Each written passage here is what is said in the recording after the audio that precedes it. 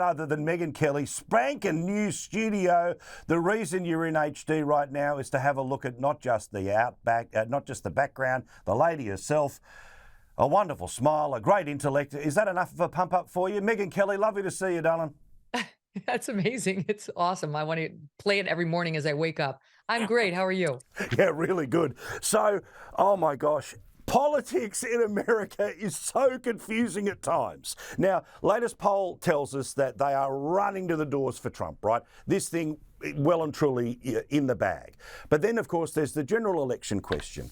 And there's a lot of polling around, but there's sort of this problem at the moment. Half of Americans, more than half of Americans say Biden's too old. Okay, that must be good for Trump. But then half of Americans say Trump should have been charged with the crimes that he's now been charged with. So what the hell's going on? How do you try to navigate your way through here? I, you know, I hold on by the skin of my teeth and pray to try to for understanding. Here's what I do see. This is just a devastating turn of events for the Republicans not named Trump. I await some sort of development on how they plan on getting around him.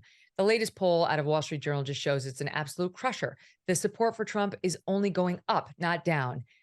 He's overwhelmingly the favorite now. He's only amassing more and more support, even having not participated in the debates. And the number one rival, Ron DeSantis, is all but collapsing.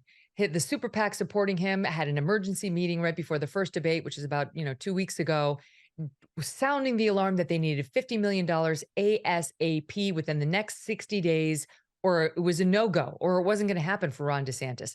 So that takes us to what, the end of October, if that would have been the end of August. So September, October. So we haven't even had one vote yet. And the DeSantis team seems to realize even before the first vote, which happens in January in Iowa, they're dead unless they can get a bunch more money. They've already had 100+ million dumped on them, and he hasn't moved the needle at all. In fact, he's going the other way. In June in New Hampshire, which is the second state to vote, Ron DeSantis was at 43. Want to make sure I have my numbers right. No, 37%. Now he's at 10. Wow. 10. He's going the wrong direction. The only one going the right direction, and the others may have like a 2 percentage point gain, nothing to write home about, negligible, is Trump. So then, okay, that makes us look at the general election. What we see from the polls is that the Republicans don't care about the indictments at all. They couldn't care less. They don't believe he did anything wrong. They don't believe he did anything criminal. They think he's only guilty of contesting an election, the same as the Democrats did. And they are full steam ahead on Donald Trump. However, there's still the matter of the swing states, the independents, and how do they feel about Trump? Well, the polling's not very good. They haven't actually been probed so much on exactly whether they're ready to vote for Donald Trump in a general election. But we do know that they don't like Joe Biden.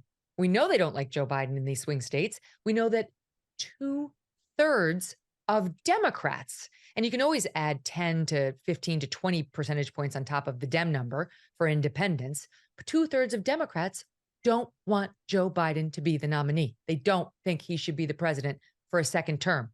So this bodes terribly on the Dem side. So how this all calculates, if it's Trump v. Biden again,